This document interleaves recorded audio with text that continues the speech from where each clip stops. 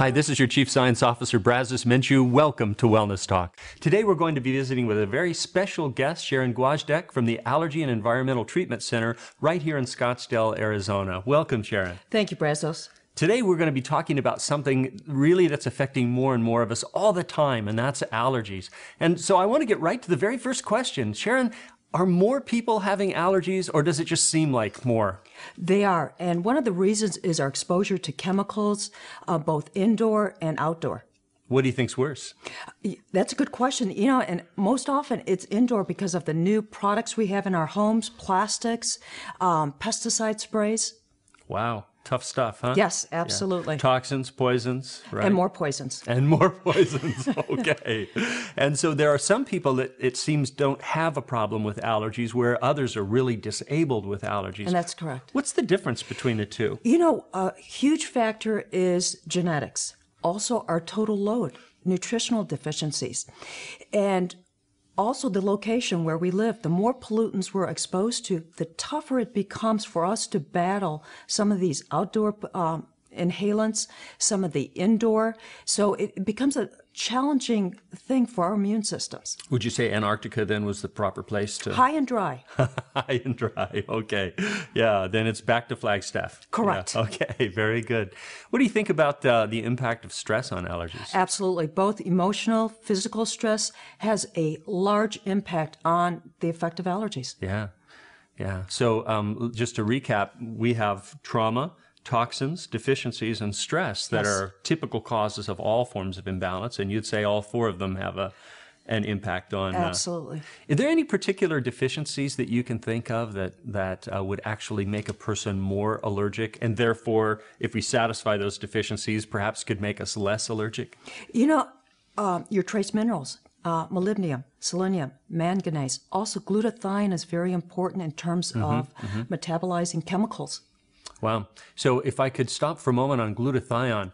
Glutathione is an inducible antioxidant actually inside the cell. Now, there are some ways to take it. When I was in practice, the only way you could take it was IV drip. Correct. Has that improved any?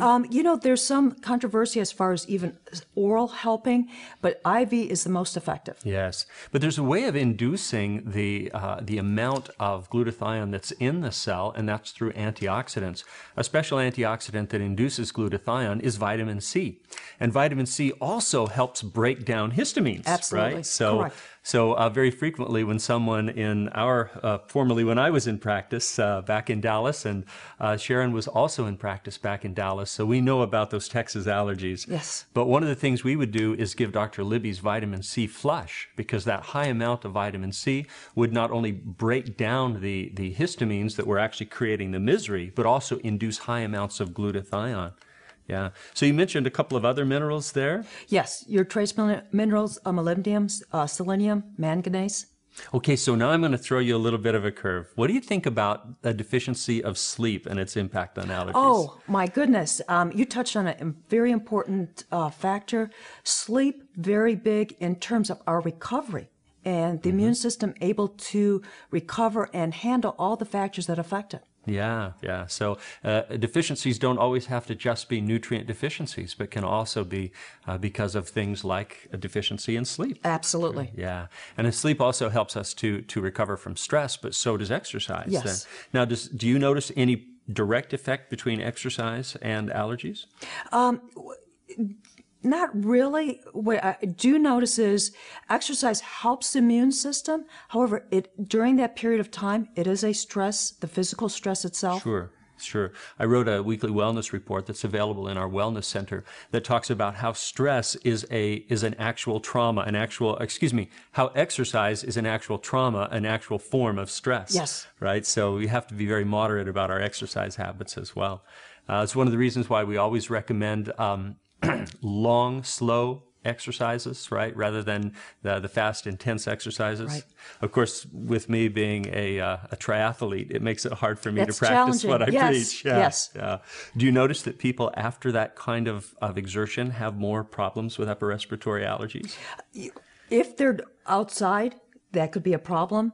Once again, it's based on the person's immune system and how they're able to handle that total load. Yeah.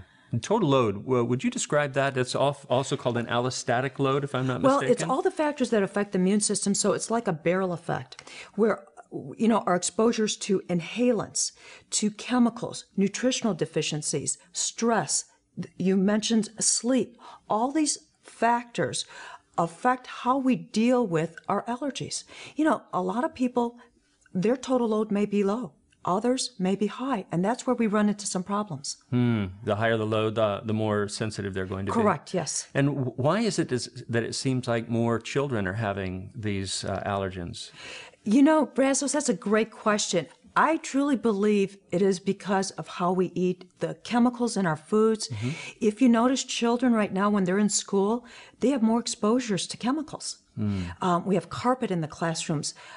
We don't have the open windows at times, which can help relieve some of the exposure to chemicals. Right, the off-gassing from the Yes, carpets. absolutely.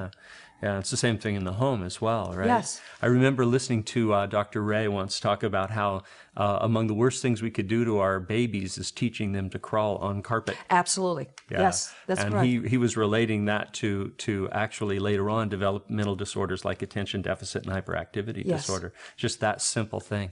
So toxins all around us, eh? Absolutely. Yeah.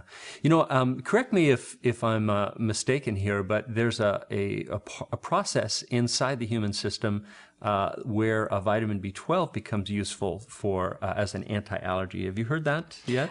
That's not, I don't have that experience, but is vitamin B12 important for that? Yes. Yes. There was actually a study that's done in Dallas that has been published. The first 2 years have been published of a 5-year study.